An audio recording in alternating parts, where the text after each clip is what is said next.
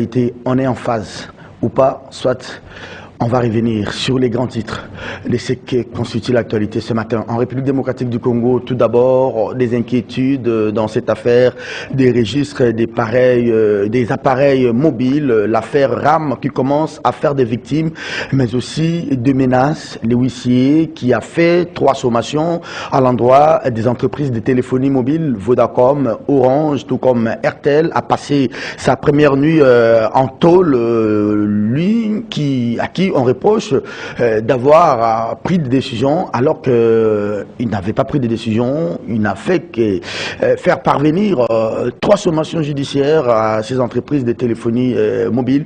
Cette affaire RAM prend des allures inquiétantes. J'en parlais d'ailleurs le mardi dans cette émission avec l'avocat du parti civil, maître Hervé Diakessé, qui s'inquiétait du fait des menaces dont il était victime. Ces menaces ont été concrétisées avec l'interpellation de ces huissiers de justice. Finalement, d'ailleurs, aussitôt, l'opinion publique avait pris à bras de corps cette question au niveau du tribunal des commerces Kinshasa-Gombe. Un communiqué était venu pour démentir donc ces 3 sommations judiciaires, pendant que les cachets apposés sur ces 3 sommations judiciaires étaient donc des cachets vrais et des originaux. On en parle tout à l'heure. Finalement, qui est derrière cette interpellation, qui est derrière cette arrestation de ces huissiers de justice? La partie économique de cette émission, nous sommes jeudi éco bien évidemment, sera exclusivement réservé à cette question des RAM. Alors, on ne parlait pas encore rentrée académique 2021-2022, le secteur de l'enseignement supérieur universitaire et de la recherche scientifique secoué par une grève, la grève déclenchée depuis bientôt déjà 3 semaines par les enseignants, professeurs des universités et instituts supérieurs de la République démocratique du Congo. Hier, ces membres du réseau des associations de professeurs et chefs des travaux des instituts supérieurs et universitaires de la République démocratique du Congo étaient en séance d'évaluation de leur mouvement de grève. Donc, ils passent donc à la vitesse supérieure. Une grève sèche encore de 21 jours et ils mettent en garde tous les comités de gestion des universités et des instituts supérieurs qui oseront appeler les professeurs à reprendre les cours sous peine de saisir les cours des tribunaux. En tout cas, il faut s'intéresser à cette question. D'ailleurs, la semaine dernière, les étudiants, on les sentait déjà projeter des manifestations pour pousser le gouvernement à répondre au cahier des charges des enseignants. Ces cahiers des charges reprend donc 4 grands points. Nous allons revenir sur cela. La mise en garde des députés qui se réclament de la dynamique des 26 provinces. Ils accordent 3 jours au président de l'Assemblée nationale. Christophe Mbosso Kodiampouanga doit pouvoir, selon ses députés, s'émanciper de l'institution président de la République. Qu'est-ce qu'ils attendent de dire par là? Pour ces députés, donc, ils pensent que l'Assemblée nationale est ni plus ni moins inféodée à l'institution président de la République. Le mal, selon eux, est profond et que tout mandat, au terme de l'article 101 de la Constitution, alinéa 4 et alinéa 5, tout mandat impératif est nul. Mais aujourd'hui, ils estiment que l'Assemblée nationale ne joue plus son rôle. Les députés sont exposés. Ils sont aujourd'hui exposés, donc, et ils sont assujettis à l'institution président de la République. Cette dynamique des députés des 26 provinces menace même de pouvoir récolter plus de 251 signatures pour convoquer une session extraordinaire qui va déboucher à la déchéance de tous les membres du bureau de l'Assemblée nationale. Que se passe-t-il pendant que ces parlementaires sont à vacances parlementaires? Des menaces contre le président de l'Assemblée nationale. Les problèmes viennent d'où? Pendant que l'un d'entre eux, qui est le premier vice-président, est encore sous le coup de menaces et des pétitions des députés membres de l'Union sacrée, des désaveux et qui tombent et qui pleuvent chaque jour. Merci de votre fidélité. Kiosque, nous allons revenir, si le temps nous le permet, sur la 2e journée des États généraux de la communication et des médias. Les ministres porte-parole, Mouyaya Patrick Katemboué, a fait la ronde de 3 grandes commissions hier au centre Nganda. les défis, ce n'est pas ces assises, mais les défis, c'est l'application ou l'applicabilité de ces résolutions, c'est-à-dire l'après-travaux de Santanganda. Faustin Koudiassiala, il est de Econews. Faustin, bonjour. Oui, bonjour Serge. Bienvenue à vous. Merci, pareillement. À Econews, à la une ce matin. Bon, on est en train de préparer l'édition de demain. Demain, oui. On n'a pas encore quelque chose de précis. L'édition d'avant-hier. D'hier. L'édition d'hier, évidemment, on est revenu sur les états généraux de la communication. On embraye rapidement là-dessus, oui. Bien sûr, bien sûr. Bon. Mais ce qu'on a retenu beaucoup plus, c'était l'appel du chef de l'État, quand il parlait du travail de salubrité médiatique. Moi, je considère ces états généraux comme une occasion de nous remettre en cause, évidemment, parce qu'il y a trop de problèmes au niveau de la profession. Et j'espère que les amis qui se sont retranchés au niveau de Centre-Nganda ont pris conscience des enjeux. J'en fais partie. Hein. Et qu'ils vont nous produire, évidemment, bon, toi qui es dedans, et qu'évidemment, ils vont nous produire un travail qui va finalement inaugurer un nouveau départ. En tout cas, c'est ce que nous espérons tous. Mais vous, personnellement, vous pensez qu'il y a des choses à revoir, il y a des choses à redire.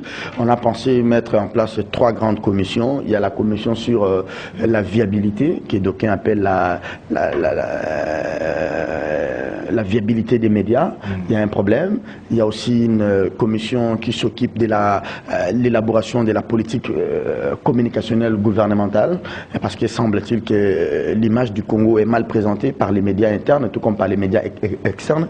Il y a toute une grande commission. Et la dernière commission, c'est la commission des réformes et des textes de loi qui régissent la corporation. Comment faire évoluer ces textes par rapport même à l'évolution démocratique. Est-ce que vous abordez quel point de ce... Bon, moi, ce qui m'intéresse beaucoup plus, parce que bon, le débat que j'ai suivi jusque-là, j'ai l'impression que les gens se limitent beaucoup plus à la forme, c'est-à-dire la politique nationale en termes de communication, les réformes des textes.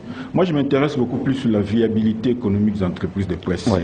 Parce que, Serge, vous savez, quand une entreprise est en difficulté, ou quand un secteur est en difficulté, la première question qu'elle doit se poser, est-ce qu'il y a un problème au niveau de mon produit ?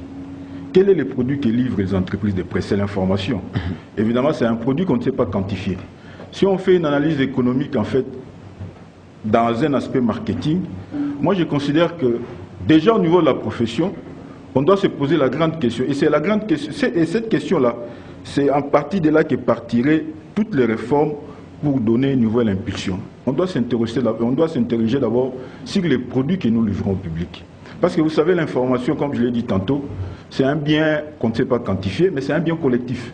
On ne sait pas donner un prix à l'information. Or, quand vous livrez l'information au public, en fait, comme chez vous ici, CCTV, ce n'est qu'un support. Ce que vous vendez, c'est l'information. Mais sauf que vous ne savez pas lui donner un prix. Maintenant, au niveau de notre profession, moi je me dis depuis toujours, on doit se remettre en cause en termes du produit que nous livrons sur le marché. Parce qu'aujourd'hui, nous assistons à un développement exponentiel des entreprises de presse, si je peux appeler des organes de presse, parce qu'entreprise là c'est encore un grand débat. Mais la plupart de ces entreprises n'offrent pas un produit qui peut attirer le public. C'est-à-dire, il faut qu'on se demande quelque part, est-ce que notre produit est consommable? Alors, du produit que nous donnons au public peut aussi motiver les annonceurs à nous donner de la publicité. Bien sûr, vous savez, c'est pourquoi j'ai dit qu'il faut qu'on fasse une analyse économique, ne serait-ce que primaire. Vous savez, en marketing, dans les mix marketing, j'espère que vous avez des notions de marketing parce qu'on enseigne les mêmes à réfléchir. Oui. C'est-à-dire, dans les mix marketing, la première variable, c'est le produit. C'est-à-dire, quand une entreprise est en difficulté, ou quand elle veut se réformer, la première chose qu'elle doit se poser, est-ce que mon produit est comestible? Est-ce qu'aujourd'hui, le produit que nous livrons au public, c'est-à-dire notre information, est-ce qu'elle est comestible? Ok, ça c'est le premier aspect de votre intervention. Et je crois que c'est justement par rapport à ça. C'est pourquoi je m'intéresse beaucoup plus à la viabilité économique. Oui. On doit d'abord remettre en cause, on doit s'interroger sur la qualité de notre produit, oui, et après sur la structure qui véhicule l'information, c'est-à-dire les organes de presse. Est-ce que nous avons des entreprises de presse dans notre pays? Au vrai sens du mot. Au vrai sens du mot, évidemment. Parce que être une entreprise ne veut pas simplement dire que vous devez avoir un numéro de registre de commerce, vous devez avoir un numéro d'identification nationale, un numéro d'impôt, mais vous devez fonctionner comme une entreprise. Mais ça, c'est de notre côté. C'est vrai que nous avons que des devoirs, mais nous avons aussi des obligations.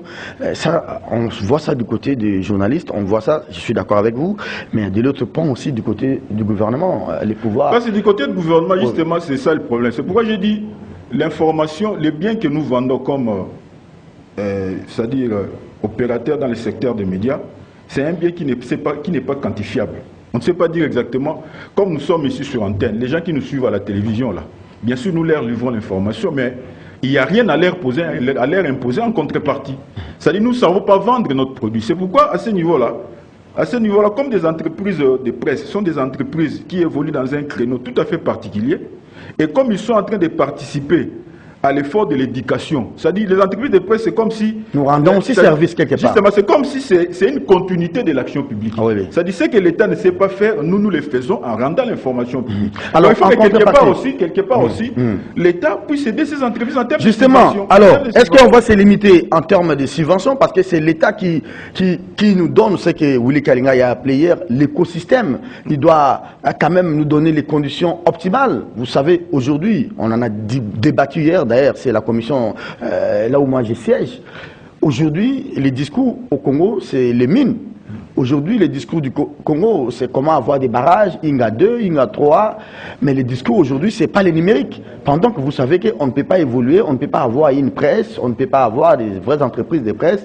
Quand nous faisons, par exemple, face aux médias étrangers et internationaux qui ont peut-être développé les numériques plus que nous, l'État ne nous donne pas assez d'infrastructures, l'État ne nous donne pas assez de conditions optimales pour que nous puissions nous déployer sur le terrain. C'est pourquoi je dis, Serge, c'est-à-dire, je me rabats un peu sur le discours du président de la République à l'ouverture des États généraux. Il a posé un vrai diagnostic, et il a posé un vrai problème. Et à la fin, je crois, il a fait une promesse, il dit, je suis disposé à vous accompagner. Mais ramenez-moi les conclusions de vos États généraux. En fait, c'est comme si on nous a lancé un défi, nous qui opérons dans les secteurs des médias. C'est-à-dire, on a un devoir de structuration. Bien sûr, aujourd'hui, on voudrait que l'État puisse accompagner, parce que aider c'est un peu péjoratif. C'est-à-dire accompagner les entreprises de presse ou les opérateurs du secteur des médias. Mais il faut qu'il y ait un cadre. Rappelez-vous de la fameuse histoire de Gazprom. C'était une aide à la presse, mais comment ça s'est terminé? Parce que les gens se sont distribués les paix d'argent qu'il y avait à gauche et à droite. Au lieu que ça aide les entreprises, ça a plutôt soutenu les individus. Les individus, voilà. Donc aujourd'hui, c'est pourquoi je disais, on a un défi en termes de viabilisation, comme vous l'avez dit, des entreprises de presse. On doit d'abord réfléchir sur la qualité du produit que nous offrons au public. C'est-à-dire, est-ce que notre produit est consommable? Une remise en cause. Une remise en cause de la qualité de notre produit. Et après... allègement des taxes, parafiscaux. Et après, justement, je reviens à ça. C'est-à-dire, après, on doit réfléchir un peu sur la structuration des opérateurs du secteur. Parce que pour que quelqu'un vous aide, il faut qu'il trouve une structure.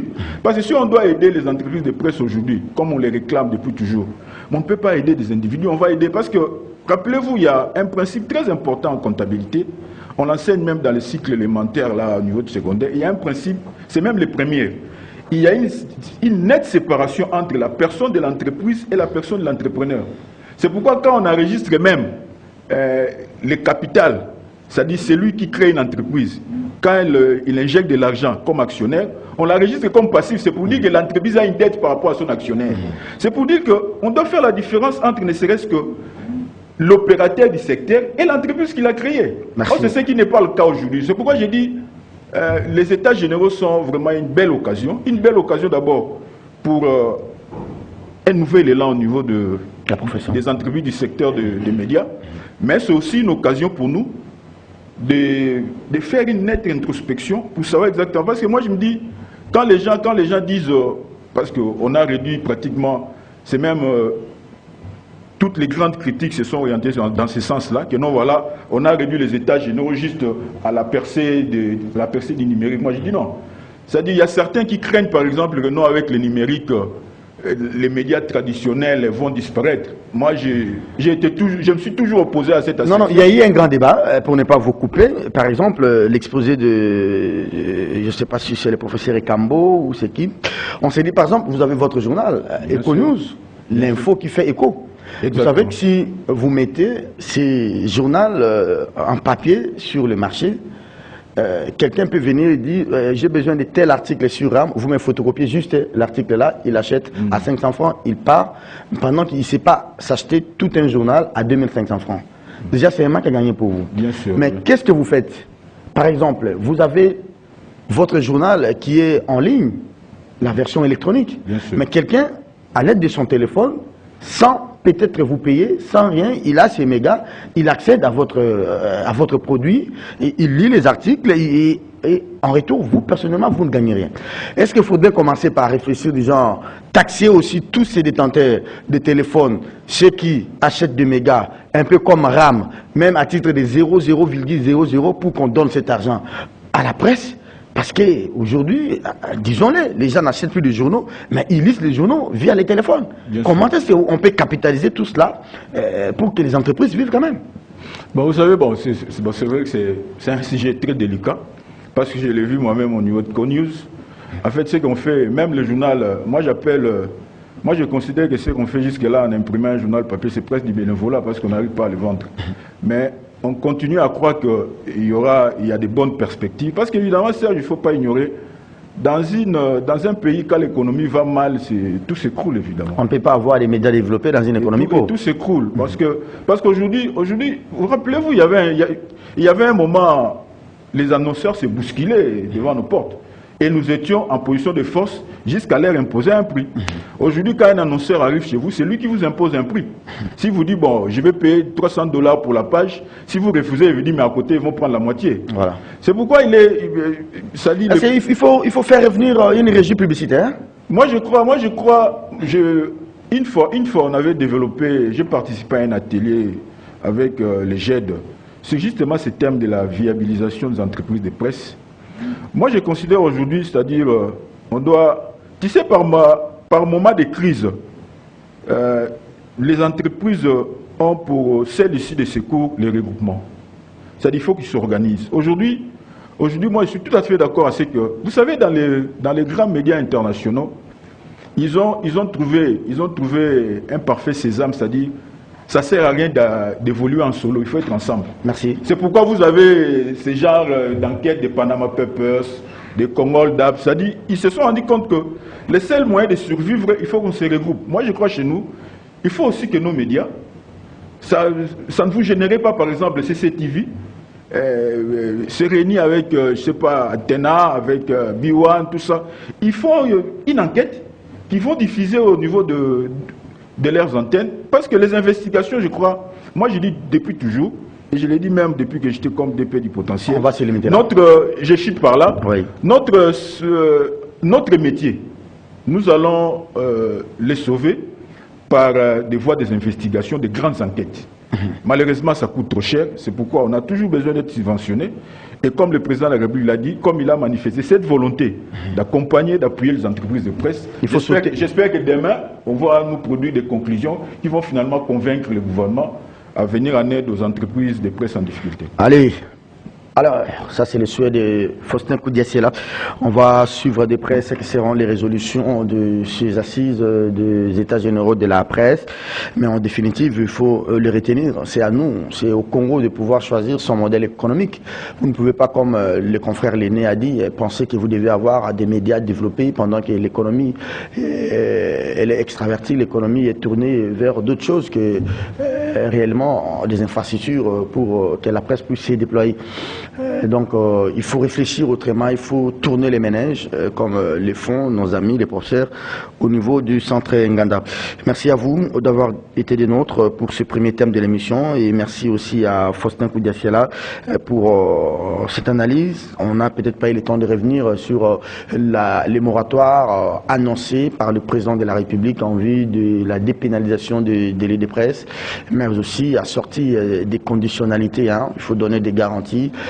Faustin parlait tout à l'heure des produits que nous mettons sur la place publique, que nous donnons à vous, chers consommateurs. Est-ce que ces produits-là vous enchantent? Est-ce que ces produits-là racontent effectivement vos attentes? C'est à nous de nous poser cette question, de nous remettre en cause.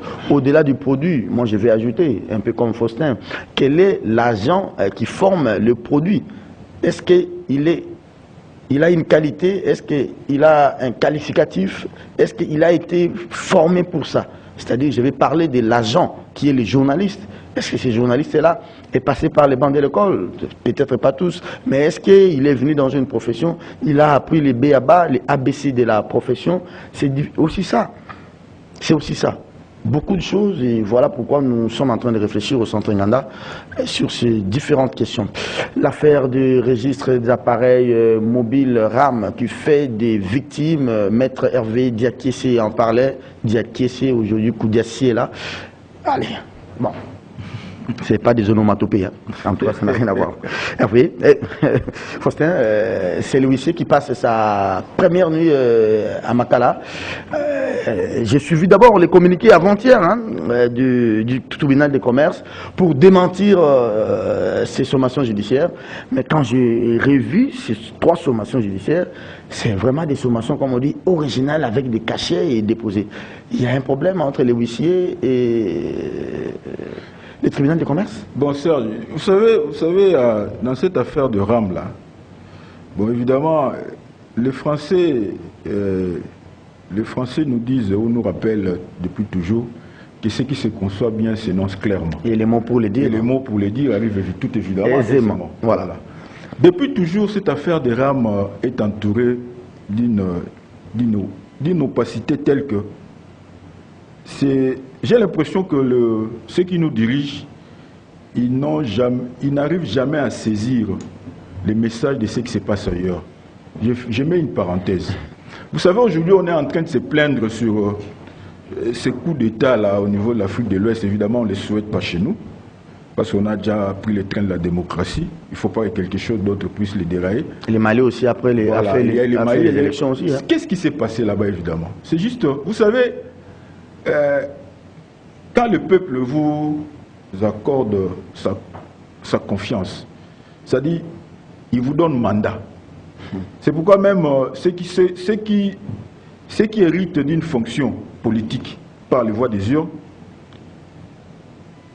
on dit toujours que non, ils ont un mandat. C'est-à-dire, il y a le peuple souverain qui leur a délégué le pouvoir d'agir à son nom, en un temps bien limité. Bien limité. Mais moi, je ne comprends pas comment on a, avec cette question des RAM, le Parlement, qui est supposé être l'émanation du peuple, c'est-à-dire les 500 députés et la centaine de sénateurs qui siègent au niveau de la Chambre du Parlement, on suppose qu'ils sont censés représenter les 80 millions de Congolais que nous sommes. Oui. Les 2 chambres du Parlement se sont clairement prononcées. Ils rappellent au gouvernement que non, nous ne voulons pas de cette affaire-là. Il faut la supprimer. Le gouvernement s'entête. C'est-à-dire que c'est le peuple qui dit ça. En fait, c'est le peuple. Quand les 2 chambres du Parlement se prononcent sur un sujet, vous et moi, on ne siège pas au niveau du Parlement. Non. Mais quand on vote le budget, qu'est-ce qu'on dit? Nous le votons au nom du peuple. C'est-à-dire les 500 députés et les 120 sénateurs, là, ils forment un bloc de 620, ils sont censés nous représenter, nous, les 80 millions de Congolais. Les 2 chambres, là, les 2 se réunissent, ils disent au gouvernement, nous refusons cette affaire. Et ils motivent correctement leur position, ils disent, on a fait la reddition des comptes du budget 2021, on n'a retrouvé aucune trace des revenus provenant de la taxe RAM. Et même les projets que vous, gouvernement, vous venez soumettre à notre examen, on ne retrouve aucune trace de cette taxe. Même l'ECOFIN de l'Assemblée l'a dit. Justement, c'est-à-dire, là je parle de l'ECOFIN. En conclusion, l'Assemblée nationale et le Sénat se disent, non voilà, gouvernement, parce qu'il ne faut jamais oublier que le Parlement c'est l'autorité budgétaire. En fait, le gouvernement n'est là que pour exécuter. Ce n'est pas pour rien que quand le gouvernement élabore le budget, il va le présenter au Parlement pour qu'il valide. Et le Parlement fait même des réajustements. Et le Parlement fait des réajustements, il les renvoie par la suite au président de la République pour promulguer, de façon à ce que ça revête maintenant, que ça devienne une loi. C'est ça la procédure. C'est-à-dire, c'est pour dire que le gouvernement ne peut jamais aller à l'encontre de ce que dit l'Assemblée nationale ou le Sénat. Ni le gouvernement, ni le président de la République. Ni moins encore le président de la République. Parce que même, vous savez, on ne peut pas revenir encore sur ce qu'on dit depuis toujours. Entre l'Assemblée nationale, le gouvernement et la présidence, celui qui est responsable devant l'Assemblée nationale, c'est le gouvernement, ce n'est pas le président de la République. Le président de la République n'a de compte à rendre qu'à ceux qui l'ont élu. C'est ça le principe. Mais dans la gestion de l'État, celui qui rend compte à la représentation nationale, c'est le gouvernement. C'est qu'aujourd'hui, avec tout ce qui se passe au niveau de la taxe RAM, on se demande finalement, est-ce qu'on veut défier la population? Parce que la population estime que cette affaire-là, d'abord, on se plaint de la modicité du pouvoir d'achat du Congolais moyen. Parce que vous savez, même les prélèvements, la loi réglemente le procédure de prélèvement. Aucun prélèvement ne peut se faire en dehors de la loi. Mais c'est ce que justement disent ces huissiers dans les 3 sommations. Mais justement, ils ont dit comme ce n'est ni taxe ni redevance, alors nous vous demandons de ne plus procéder au prélèvement. C'est ça le problème. Mais on se rend compte que non, les gens sont en train de tourner en rond, évidemment. Parce que qu'est-ce qu'on reproche à cette taxe RAM? Vous savez, en matière de prélèvement, on parle de la justice et de l'équité. Vous savez, quelqu'un qui est bien placé, il a un très bel emploi. S'il gagne par exemple $2000 par mois, si on lui taxe $7, s'il a un téléphone 4G tous les 6 mois, évidemment, l'impact sur son revenu est tout à fait dérisoire. Voilà. Mais les pauvres mamans qui se retrouvent dans le fin fond là de Malembakoulou, qui n'a pour seule source de revenus que son champ de manioc, par exemple, son champ de maïs, qui vend difficilement même. Mais celui-là, quand vous lui taxez $7 à l'intervalle de 6 mois, vous savez quel est l'impact négatif que vous exercez sur son revenu. C'est-à-dire entre celui qui est bien placé, qui est au niveau, bien placé au niveau de l'échelle sociale, celui qui touche 5 000, 2 000, quand vous lui taxez $7 tous les 6 mois, bon, il estime que bon, ça n'a aucun impact. Mais les pauvres citoyens là, qui ne vivent que de la débrouillardise. Qui est à Lubilangi là-bas. Qui est à Lubilangi, qui est par exemple dans les fonds de Kabeakamwanga. Oui. Vous les taxez de la même manière qu'un nanti, un bourgeois, mais c'est injuste. C'est pourquoi moi, par rapport à ce qui se passe au niveau de la taxe RAM, je dis, de la même manière qu'on a décrété l'état de siège là, pour l'insécurité à l'Est. Pour l'insécurité à l'Est, j'ai l'impression que maintenant, ceux qui nous dirigent, ils ont décidé de décréter un état de siège avec nos téléphones. Mais moi, je crois que c'était en des termes un peu plus clairs. Nous sommes aussi des journalistes. Nous ne pouvons pas avoir la langue du bois, chers confrères et chers aînés.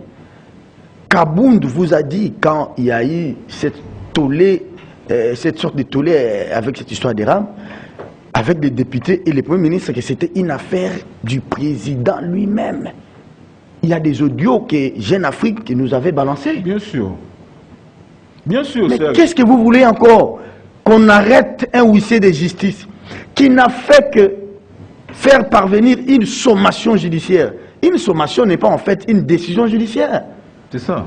Mais comment on arrive jusqu'à appréhender un agent de l'État, des services de l'État, parce qu'il n'a fait que son travail? C'est ça justement. C'est-à-dire qu'au-delà de l'Assemblée, au-delà du Sénat, il y a un homme fort, plus que le peuple, qui bénéficie de cela. Mais je pense que s'il y a un homme fort dans ces pays, ça doit être le peuple. Si ce n'est pas le peuple, ça doit être le président de la République. Mais si le président de la République, qui a suivi le débat à l'Assemblée, qui a suivi ce que ce huissier de justice a fait hier, avant-hier, et qui suit ces débats, il laisse faire. C'est-à-dire quoi? La conclusion, c'est quoi? Mais c'est là où justement il faut se poser une question. C'est pourquoi j'ai rappelé tout à l'heure là, ce qui se passe en Afrique de l'Ouest.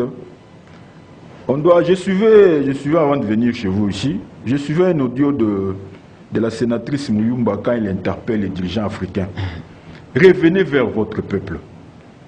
Prenez le temps d'écouter le peuple. Ça ne sert à rien de défier le peuple, parce que c'est lui le souverain primaire. Parce que tôt ou tard, il finira par vous sanctionner. Vous savez, on dit toujours la vengeance est un plat qui se mange froid. Chez nous ici, on est en train de ruminer un certain nombre de frustrations. On se dit, bon, de toute façon, j'ai le pouvoir. C'est moi qui ai l'impérium, donc j'ai un peu imposé. Non, on pense que pour une question des rames, on ne peut pas renverser un pouvoir. C'est ça. Non, c'est-à-dire... On minimise toujours. Vous savez, généralement,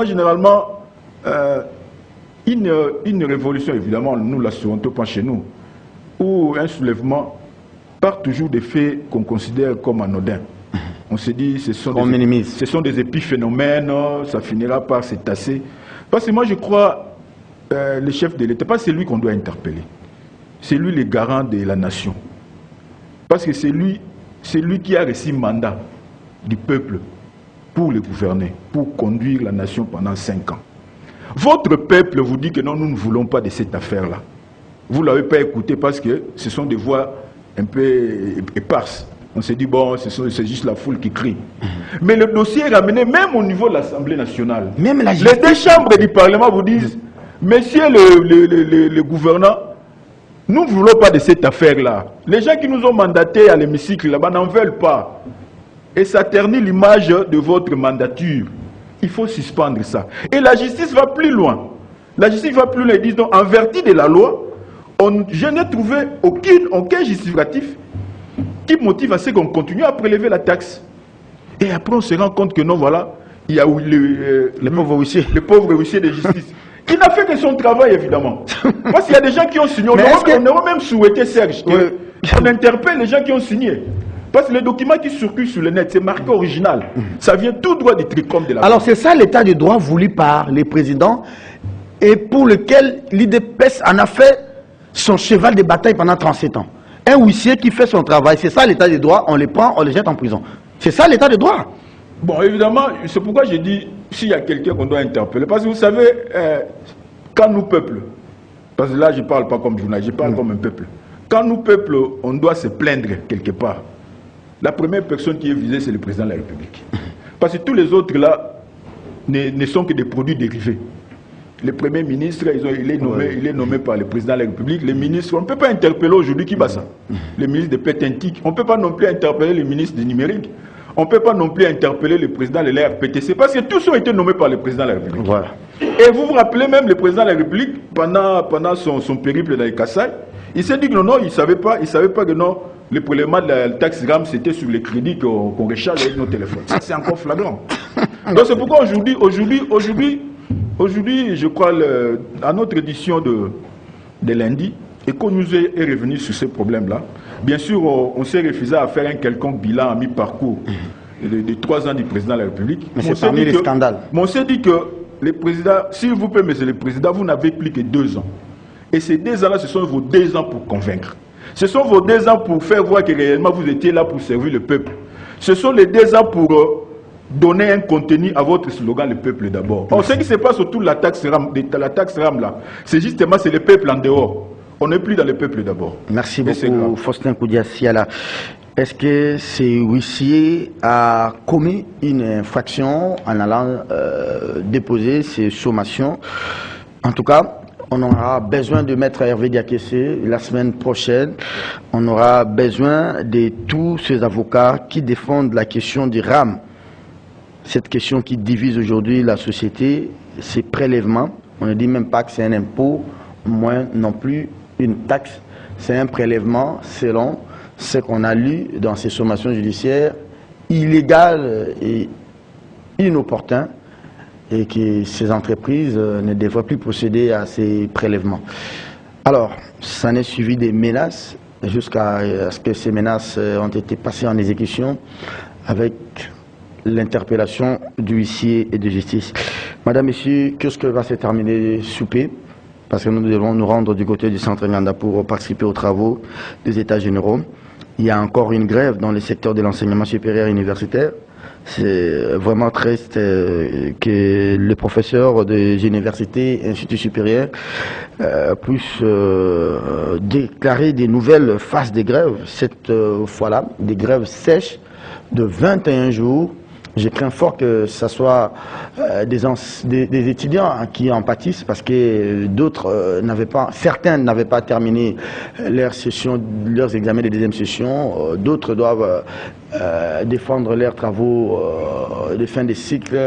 Ça sera un peu difficile et compliqué parce que, Faustin Koudia-Siala, nous quittons la phase normale, c'est-à-dire quoi? La première phase, pas des rentrées académiques 21-22, mais on avait quand même laissé aux enseignants de continuer les délibérations pour l'année qui vient de s'achever, mais aussi suivre des défenses des mémoires et des TFC. Mais maintenant, depuis hier, la phase, elle est critique. On a dit grève sèche. On arrête même les délibérations, on arrête même les soutenances pour l'année dernière. Donc, ça, c'est vraiment, il faut craindre. Donc tout s'arrête évidemment. Oui. Vous savez, Serge, ce problème, bon, le cas de ce qui se passe à l'ESSOU, ce n'est qu'un échantillon par rapport aux nombreux problèmes qui rongent notre pays.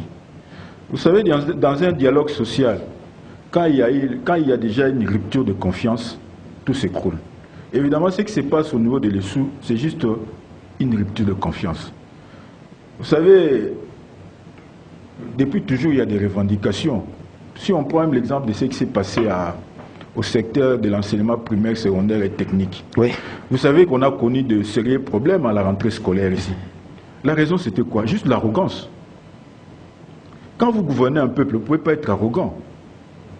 Parce que vous êtes des partenaires. Il faut voir l'art de négocier. Vous pensez que vous êtes des partenaires. On a vu ça au niveau de l'EPST. La grève s'est endurcie par rapport à quoi? Parce que le ministre de l'EPST a estimé que non, voilà ce que le gouvernement a dit, c'est ce qui doit se faire. Et on est allé même aller plus loin jusqu'à désactiver certains enseignants du fichier de la paye. Ça, c'était grave. Mais finalement, après, on s'est rendu compte que non, voilà, on prenait une mauvaise trajectoire. On s'est ressaisi et finalement, le calme est revenu. C'est ce qui doit, en fait, animer tout ce qui nous dirige au niveau du gouvernement. Il faut qu'on sache que quand on gère un secteur aussi sensible que le secteur de l'enseignement supérieur universitaire, si aujourd'hui les étudiants se soulevaient, on ne sait pas, on n'imagine pas les conséquences. Ils l'ont fait sous Kabila, je me rappelle. On n'imagine pas les conséquences désastreuses qu'il y aura sur l'ensemble du pays. En fait, c'est comme si on est en train de nourrir une bombe sociale. Surtout pas ceux de l'UNIKIN, parce qu'on dit que leur site va abriter les Jeux de la francophonie. Ça encore. C'est pourquoi j'ai dit, il faut... Ce qui se passe au niveau de l'ESU, c'est un peu ce qui s'est passé au niveau du secteur de la santé et ce qui s'est passé bien avant au niveau du secteur de l'enseignement primaire et secondaire, que le gouvernement essaye de se montrer ne serait-ce que le plus sérieux possible. Non, mais le problème, quand vous dites que le gouvernement devrait se montrer le plus sérieux, quand les enseignants vont peut-être demander des salaires... Non, 5 000 $, c'est quand même beaucoup. Serge, le grand problème, quand vous prenez des engagements, que les enseignants, tu sais, en termes de négociations, syndicales ou ainsi de suite, on se fixe toujours une barre. Oui. C'est pas que quand les enseignants demandent 5 000, on va leur donner 5 000. Les premières revendications, ils disent que non, avant on nous payait 2 000 $, mais après avec l'effritement de la monnaie nationale, on se rend compte qu'on est en train d'approcher la barre de 1 000 $. Voilà. Parce qu'on vous paye, normalement, les salaires c'est 2 000, mais quand on est... À l'époque c'était 2 millions, 2 millions de francs. Voilà, quand on doit l'indexer au taux d'échange, tous les salaires est presque parti. C'est pourquoi il repose le problème. Il repose le problème. C'est au gouvernement de voir dans quelle mesure répondre à leurs revendications. Parce que cette politique de rejet, c'est ce qui crée des frustrations. On ne sent pas vraiment le ministre Nzangi. Bon, on parle de lui parce que c'est lui qui dirige le secteur. On ne le sent pas dans sa peau comme ministre de l'ESU, engager des discussions, le voir avec les corps scientifiques, le voir avec les corps... Parce qu'au-delà de tout, il y a encore un problème. Il y a une crise qui couvre ces secteurs. La nomination des administrateurs, la nomination des recteurs décriée ici. Et le Premier ministre avait pris un décret de surséance de cette décision. Vous savez, bon, le ministre Nzangi, moi, quand je le suis, évidemment, j'ai l'impression qu'il n'a jamais intériorisé la portée du secteur qu'il est en train de gérer. Vous savez, depuis son arrivée dans ce ministère... il a signé beaucoup de diplômes. Il va en fait... Ce qu'il adore beaucoup plus, sa politique, c'est CRR. Vous savez, c'est-à-dire, même quand il a suspendu ou il a fermé certains établissements publics, vous prenez un arrêté, le lendemain, vous dites, non, voilà, il y a eu des erreurs, il y a certains établissements qui doivent être réhabilités, ainsi de suite. Donc, je crois, il faut remettre quand même du sérieux dans ce. Et pourtant, c'est un bon parlementaire. On a dit qu'il était un meilleur parlementaire. C'est un bon parlementaire, c'est pas un bon ministre. C'est tout le problème. C'est un bon parlementaire, mais il n'est pas un bon ministre. Donc, c'est pourquoi il faut que le gouvernement se ressaisisse. C'est-à-dire, il ne faut pas ouvrir un front que vous ne saurez jamais maîtriser. Le professeur pose un problème qui est réel. Oui. Il pose des revendications qui sont correctes. Reprenons les négociations. Ce sont ces gens-là qui nous ont formés, Oui. Et on ne peut pas accepter que ces gens-là soient clochardisés de cette manière-là. Mais c'est au gouvernement de se mettre d'accord, de se réunir, de se retrouver autour d'une table. Et que quand vous prenez, le plus grand problème, c'est-à-dire quand vous prenez un engagement, sachez au moins l'honorer. Mais si vous n'êtes pas à mesure d'honorer l'engagement, ne le prenez pas. C'est ça le problème.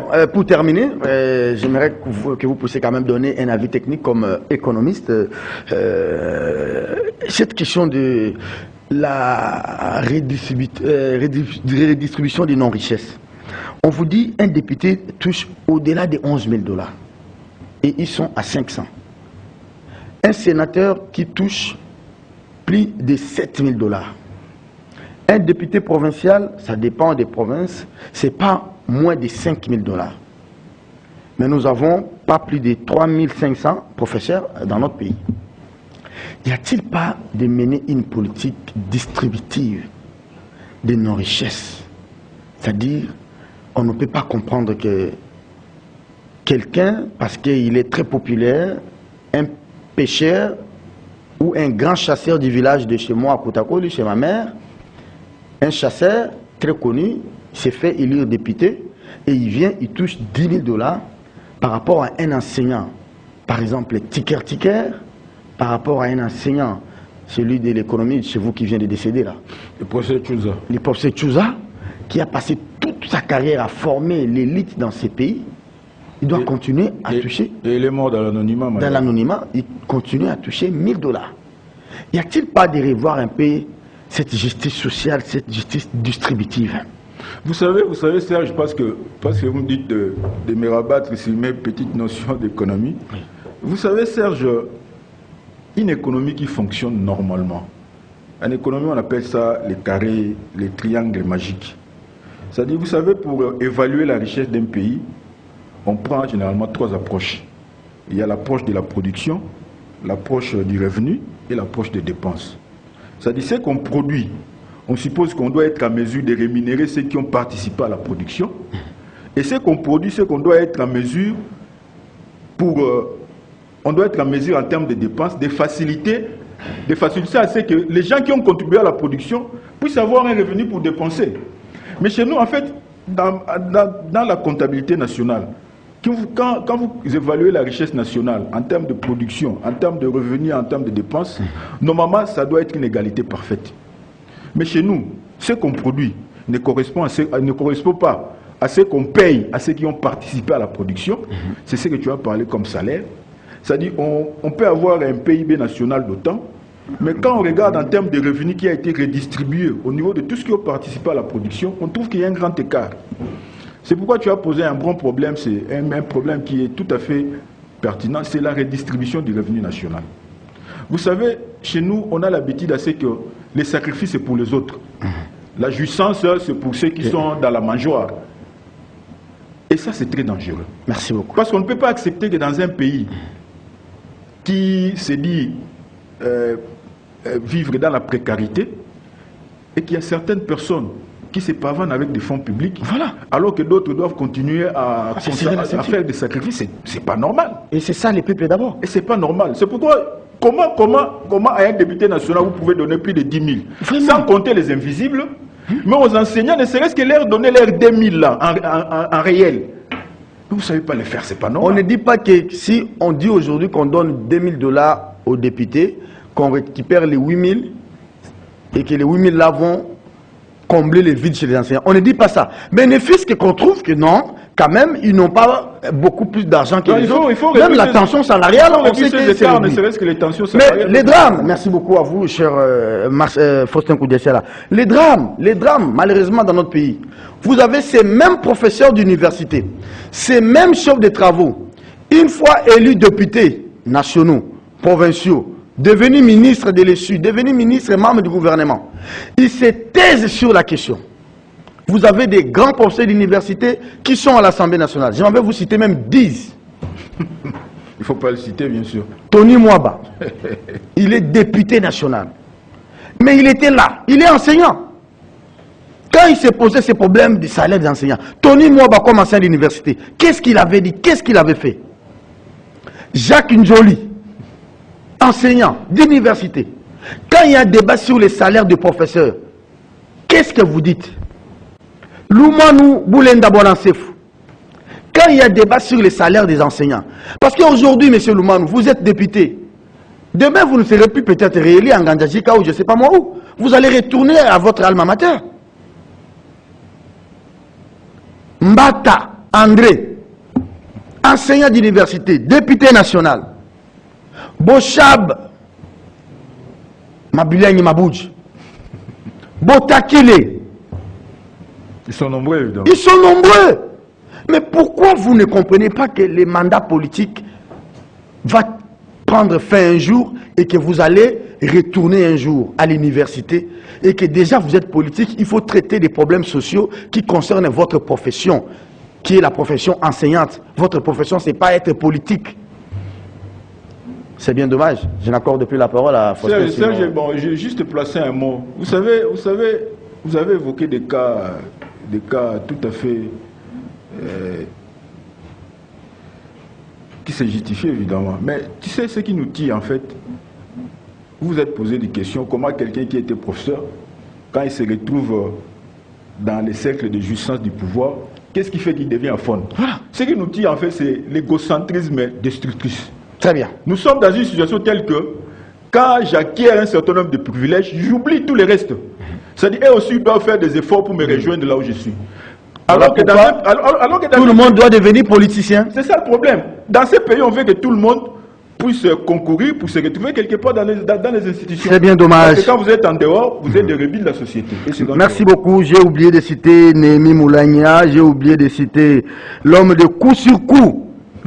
Le prof... le tout nouveau. Le tout nouveau. Madame, Monsieur, merci beaucoup à vous d'avoir été des nôtres. Kiosque est terminé. Merci à Faustin Koudiachiala.